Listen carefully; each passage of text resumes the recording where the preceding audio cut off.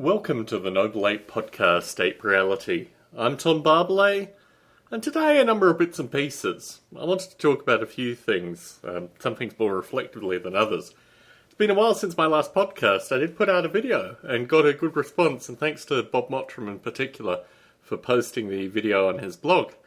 Because, I don't know, I'm trying to get a kind of mixed sense with regards to mixed media in the Ape Reality feed, particularly because there are folks who still have dial-up connections. But I want to put in a video occasionally, and probably a slightly shorter format video in the future, just to give some visuals occasionally. One of the things I'd probably like to visualize is the movement of the apes into being physical entities. I listened to an old Ape Reality, the first one from 2007, a couple of days ago, and I was talking about exactly this problem. Nearly 3 years on from that, I'm still approaching the idea of the apes in a physical form, which seems quite curious. However, I've done slightly more now than I had in 2007. But what's interesting about doing the physical form is that I'm exploring issues that I haven't really considered for a number of years in the development. The idea, for example, that walking requires not only some degree of physics and gravity, but also that momentum basically maintains our walking pace. And in exploring that, I've had to create a far higher resolution of the simulated environment for the apes to actually walk through. And I think this will probably be seen in versions of the simulation earlier than the actual walking apes. The other thing is with regards to the animation of the walking, and whether it's necessary initially to create a full animation of the apes walking, or whether it's acceptable to move the dots into this new high-resolution world, and then move the dots as if they are walking, which is kind of a stopgap before actually introducing true walking. And then give the ability for the dots possibly to hover or possibly show things like lying down, waking up, eating, but also the breadth of the environment, which isn't shown in the current visualization at all. For example, I can start to render trees, bushes, these kind of things in the zoomed resolution. So these are all things that I'm considering currently in implementing through the simulation, because I think they'll be an interesting kind of progress point more than anything, as a way of showing, this is moving in a particular direction as the apes pick up form along the way. And in parallel to this, I'm writing a couple of book chapters, which is always very curious because this development has taken slightly longer than I expected. So writing the chapters in parallel has taken the chapters slightly longer than I expected. But all being said, I think I'm still maintaining a reasonable pace. And if you haven't heard Ape Realities in the recent months, it's probably because the spare time that I have available to develop Noble Ape has been pretty well focused on that. I have released an early YouTube clip with regards to the actual Noble Ape physical form.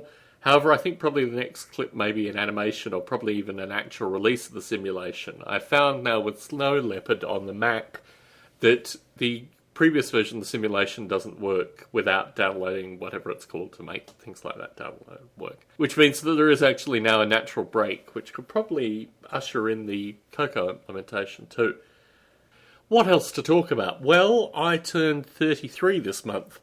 And it's one of those kind of curious birthdays because I remember exactly where I was when I turned 23.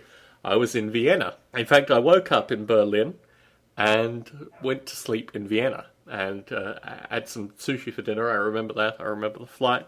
It's one of these funny things where, because it was such a special location, special transition, I also recorded a video clip of me singing Happy Birthday to myself, which is, the audio at least, has featured in an Ape Reality previously. Hopefully still one of the ones that are accessible. After 10 years of, transition, it strikes me as quite strange that here I am sitting in Las Vegas, Nevada in a house surrounded by cats and a wife. And this is really the decade placement. And, a couple of chapters and probably, hundreds of hours worth of internet audio and probably a lot of software in between. I do sense that some progress has been made. Certainly the life experience that I've had in the past decade has been pretty good in terms of, ups and downs, but all over probably a zero sum that's slightly higher than where I started from.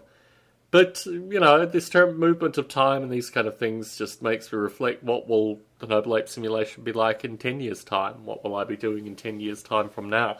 So it's just one of these funny transitions where, because I have such good memories of turning 23, turning 33 poses some other memories, which, I don't know, not too bad. My wife has been out of town for the past couple of weeks. She returned last weekend, so I celebrated my birthday by myself, and I contemplated recording myself singing happy birthday to myself once again in a kind of decade memory, perhaps. I decided against it in the end.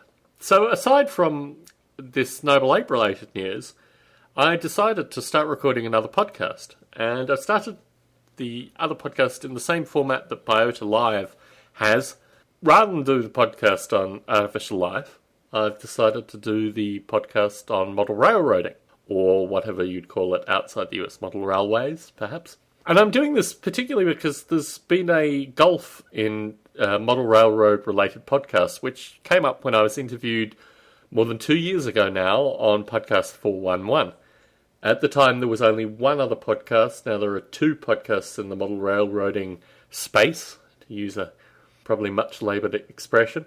And neither of these podcasts follow a similar principle to Ape Reality, or really the broader podcasts that I listen to and support. One is subscription-driven, and the other one is interesting in a kind of historical context, but contains a lot of advertising. In fact, they both contain a certain amount of advertising. And my real concern with regards to advertising revenue, or even subscription revenue podcasts, is the quality of the information seems to fall off quite dramatically, as opposed to what I've tried to do with Biota Live, which is maintain a general sense that information is actually an important part of the podcast, and really optimizing for information in some regard, even if it's just conversive information, is the way that I've done Biota Live. And the other really important thing with Biota Live is that anyone can call in. It's completely accessible. It's also something which is now maintained on the Internet Archive, so it'll kind of perpetuate forevermore. And I really like the format. I think it's done wonders for the artificial life community. I've received correspondence recently from artificial life developers who I look up to that have said exactly that the Biota Live format has really maintained the community in a way that's completely removed from conferences. And I just felt that the model railroading community really needed something like Biota Live. Now, having said that, I got a relatively hostile reaction from one of the podcasts in the model railroading community. The other one, I think, completely off my radar, and I'm completely off their radar. But it made me realise that a lot of the things that I've taken for granted with podcasting, and particularly going back to the 2007 recording, just doesn't exist elsewhere. It's something which really I've created through the contacts that I've maintained, and also people that respect what I do, which is a wonderful thing. So certainly with regards to these ape realities, they're completely different from Biota Live, and will be completely different from what is called model rail radio. In this format, I'll have 3 podcasts which are very different. Obviously, there's an overlap with regards to Ape Reality and Biota Live, and there's an overlap with regards to Biota Live and model rail radio in terms of various formats and perspectives. But I think they're all working in different directions, and it'll be interesting to see how the 3rd podcast is actually picked up. Because certainly the format that has worked with Biota Live may not work in a model railroading context. However, all signs seem to point to the fact that it will. So this will take a little bit of my time. I've pretty well optimized the production and recording component of Biota Live. My hope is that I can do a similar kind of optimization with model rail radio, to the point where it'll just take additional couple of hours every other week, and really give a lot more back in terms of community correspondence and these kind of things, which to a certain extent Biota Live does. There are ebbs and flows.